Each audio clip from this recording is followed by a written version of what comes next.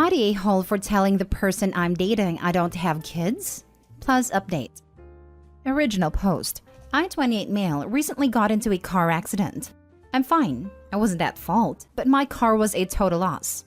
I'm happy about it though. Normally, I get a new car every year or so, but because of the loan I had to take on this one, I kept it for longer and was genuinely bored of it.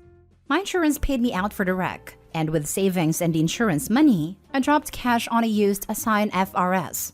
For those unaware, it's a little two-door stick-shift sports car. The problem starts with the girl I'm seeing, Jen, 24 female, and her son Zeke, 3. I was showing Jen the car, how much I liked it, and that it was a goal for a long time to buy a car of this caliber in cash. She got in, saw the back seats, and said, "Wow, you really can't fit anyone back there, even a kid." I said, "Yeah, but it's really just me driving it, so I don't need a big car. And I don't have kids, so I really didn't need to be sensible." She immediately got out of the car and asked if Zeke meant anything to me. I said Zeke was awesome. He's a great kid, but he's not mine. She asked if I was even ready for the responsibility of a kid, and I said Zeke is the only one I've spent this much time with, but I've only been dating her 4 months and have known him for 2, so I really hadn't thought of him as more than her kid. She said I was seriously immature and acting like a teenager with my stupid car and grow up. I haven't talked to her at all since that conversation, which was yesterday, but she's texted me a few times letting me know how she feels. Her brother also let me know I needed to man up and start taking things seriously. The most confusing part is she drives a Honda Pilot, a whole SUV. So if I need to shuttle Zeke around, I can use her car, and I'm never alone with him anyway. Now for the top comments before reading the update. Not the a-hole. Honestly, for a short time you all have been dating, you shouldn't have even met this kid yet, let alone be making long-term financial decisions with him in mind. I really didn't want to. I've been child-free by choice, but I really liked her, so I decided to give it a chance. She called me one night to change a tire. I showed up and a 3-year-old was staring at me. We clicked, as I have 43 cousins and a lot have kids, but it's just because he's a kid, and I would be a massive prick to be like, "Get the heck away, you little turd." You are child-free? Dude, run. I don't date parents anymore. This one wants a father for a kid. I have no problem with kids or even being a stepdad if that ever came around. I'm just not actively trying to have kids of my own. I say child-free because it's easier than explaining I've been surrounded by babies and young kids my entire life, and I'm perfectly fulfilled not having my own. But if a future paper has them/wants them, I have no issue fathering or caring for a child. No need to explain your reasons. This Looney Tune called you awful names to lecture you about adult choices. Laughable. Also, her brother can tell that baby daddy to man up, not a young kid she's known for 4 months. Bullet dodged, son. Not the a-hole. Not the a-hole. Good choice in cars. Might not be the best choice in girlfriends. Now for the update. Because I want to just get it out there, lol. The accident happened 2 weeks ago. I bought a new car on Monday and this all happened Thursday night. After she blew up, I never replied to her texts that night. I was upset and wasn't in the headspace to calmly talk about what happened. So I smoked some weed, played GTA, and fell asleep. I worked today, Saturday, and wasn't able to check my phone. I work at a shop building high-performance cars on Saturdays, so I need all my focus going to clients that spend $20,000+ on these things. I came home and had a small conversation via text with her, where I then made this post. After, I told her over text I'm not selling the car, but in a few months I'll finance a truck since I need one to tow the boat. I promise I'm not rich, just professionally poor. I buy junk and fix it up. And she did not think this was an acceptable response. I left it alone again and went to my parents' house to hang out with them and relax. She called me, absolutely hammered drunk, and went on a 20-minute ramble about the choices I make in my life and how she expected me to be a better person. I don't want to get this post banned from the subreddit, so I'll just say I no longer have to worry about being Zeke's stepdad or what Jen thinks about my automotive situation. I really liked her, so it's kind of a bummer, but these comments and her phone call opened my eyes to a big pot of marinara flag she was cooking. That's really the only update I have. I really hoped it'd be more dramatic, lol. I went into this thinking Opie hid the fact that he had kids from his girlfriend or something. But yeah, I'm on his side for this. 4 months is incredibly short, and expecting him to basically adopt her kid after that is daft. It's not like he wasn't open to it, but this is the equivalent of demanding someone marry you basically. Meeting Zeke within the first 2 months of dating says a lot. Opie wants a relationship, Mom wants a family. She's already judging his actions through a "why aren't you thinking about our kid" lens. And even had her brother call him to man up. For Pete's sake, it isn't even his kid. That call should have been to the baby daddy. 4 months, and she wants him to be the daddy already? That's dodgy as hell. Glad he got out of there. I find it strange that he even met the kid after only 2 months. That's just a recipe for that child developing attachment/abandonment issues. I have single-parent friends who won't let a potential partner meet their kids for at least 6 months, and after a conversation that established boundaries and deciding to be fully committed. My mom took me on dates with her, and she let her dates try to parent me when I was an older kid, like 10 or 11. When I was younger, I never met anyone, and I would have preferred if she had continued that. She had odd taste in men. My mom took me on her first date with my stepdad. He was/is an amazing guy, and took on the role wholeheartedly. But it does bother me a little to think that he was more or less emotionally manipulated into being a dad. I guess in the end, it just makes me love him more. Now for the second story. Update. Am I the a-hole for revoking my wife's access to my car? Original post. I, 36 male, love my wife, 32 female. She is awesome and our relationship is solid, but she's a very different person than I am. I am, by nature, an organized and process-oriented person. I work as a project manager and my life is focused around structure, planning, deadlines, etc. My wife is the opposite. She's a creative type with a great career in advertising. Nothing about her life is organized. Everything is haphazard and somewhat chaotic. But this is what makes her good at her job. I understand and accept that and have done since I fell in love with her. We're different and that's a huge part of her awesomeness. She's cool and exciting and brought new things to my life. I love that. The issue. We both have cars. My car's newer and has better tech, but they're similar. But I keep my car clean and tidy all the time, while her car is a mess. Garbage, empty coffee cups, trash rolls around when driving, etc. She hates dealing with it. And because my car is nicer than hers, she prefers to use my car. 3 weeks ago, she's going to a friend's place up in the woods, 5 hours drive, for a girls' weekend. I'm going out for the weekend skiing, 3.5 hours. We're both leaving at the end of work Friday. At 4 p.m., my wife is done and she leaves. Love and kisses, etc. When I finish at 7:30 p.m., I'm antsy to get going, so I go to load my gear. But when I get outside, my car is gone, and hers is on the driveway. I thought, what the heck? Did she take my car? I call her and we have a fight because I'm angry. I have a ski rack on my roof, and the gear doesn't really fit in her car.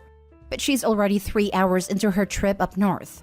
I don't want to ruin her weekend by making a big deal about this, so I suck it up. There's no gas in her tank as usual, so I get gas. And as I leave the gas station, I get pulled over.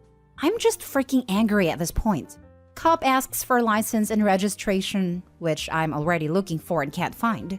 There's tons of papers and receipts, and all sorts of random things in the glove box and center console. I can't find it. Cop, I pulled you over because your license plate tags are expired. Me, this vehicle is registered to my wife's name, of previous apartment address as she hasn't updated her registration. Cop, there's also unpaid citations on this vehicle. I have to inform you that I am impounding this vehicle. The cop writes up a ticket, calls a tow truck and tows it to the pound. Since then, we have had a couple of huge fights about this. I feel that she needs to be more organized, starting with keeping her car legal.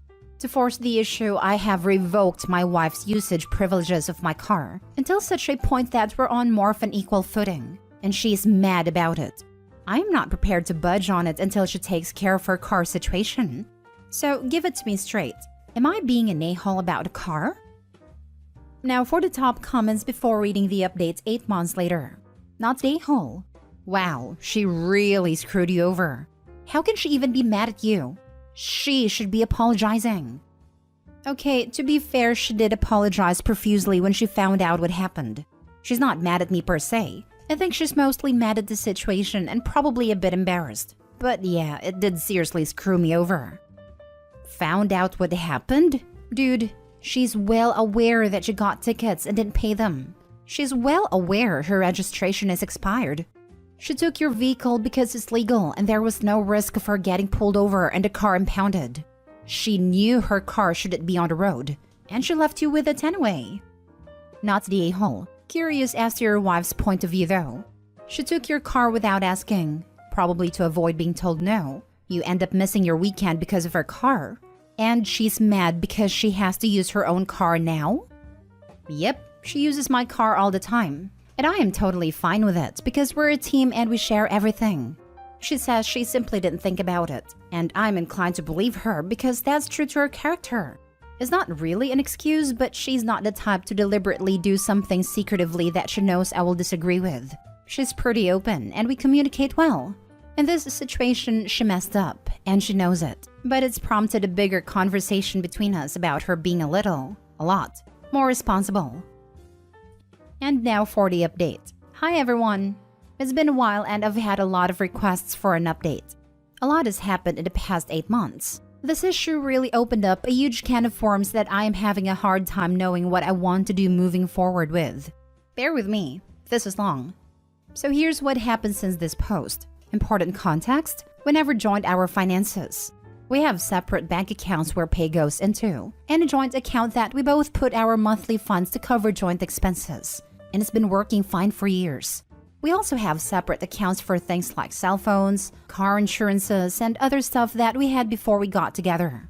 Retrieval of her car. 1. I've never had a car towed before, so didn't really know what to do. And holy smokes, this was a complete crap show. I called the number for the impound lot, and they informed me that before I could get the car back, we needed to pay off all the citations, get the car compliant, etc. Of course, the DMV doesn't open till Monday, so I'm without car all weekend. 2. Monday. We got into the DMV to sort this out. I find out that there are 47 unpaid tickets for my wife's car, going back for almost 2 years, which cost over $1,500 to clear out. I was dumbfounded. I almost exploded and asked what the heck is going on here. And she basically started crying, saying she knew it was an issue but didn't realize it was this bad. 3. She didn't have enough money to pay for the tickets because her credit card is maxed out, which was news to me too. She has a $10,000 credit limit on her card, so I paid it off. 4. Then we tried to change her registration from her old address to our address, which prompted a whole other issue.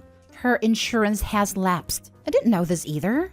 So we had to get on with her insurance company to get that sorted out. While going through this process, I discovered that her premium was literally 4 times more than mine, and they insisted on a full payment upfront for the 12-month period, which was $4,800. 5. To get everything complete and a car to be released took 3 days. Then we went to the pound to get a car. $375 towing fee, plus a $90 per day storage fee, so $825 needing payment. Again, I had to pay because she couldn't afford it.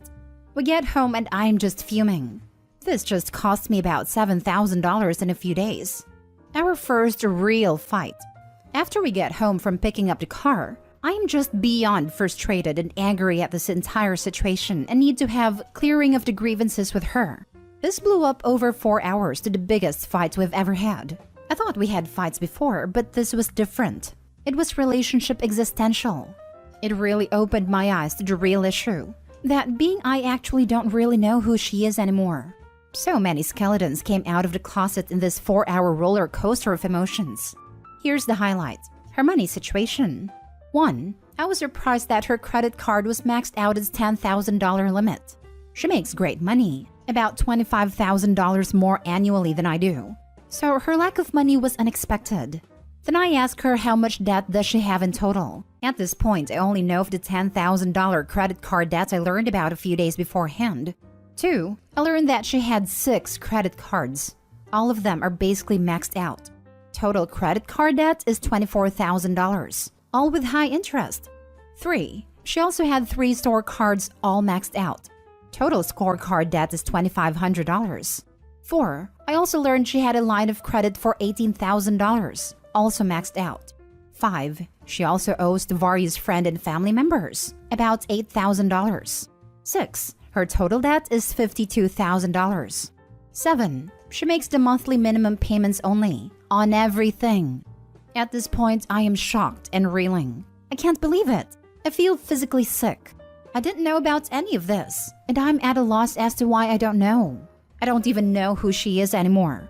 We've been married 2 years, together for 5.5 years. When we moved from dating to a relationship, we had a pretty big talk about core values and what was important to be aligned on before getting really involved. Obviously, things like being exclusive are key, but I also said that financial security and being debt-free are very important to me. I made some stupid decisions in my early 20s that hurt me financially, and I had to work hard to get out from under that. I said I have 3 pillars that I wanted to build a future with her on. These were deal breakers. If she's not 100% on board, then we shouldn't continue dating because I was falling in love and I didn't want to go further unless there was a future. 1. Cheating in any form is a deal breaker.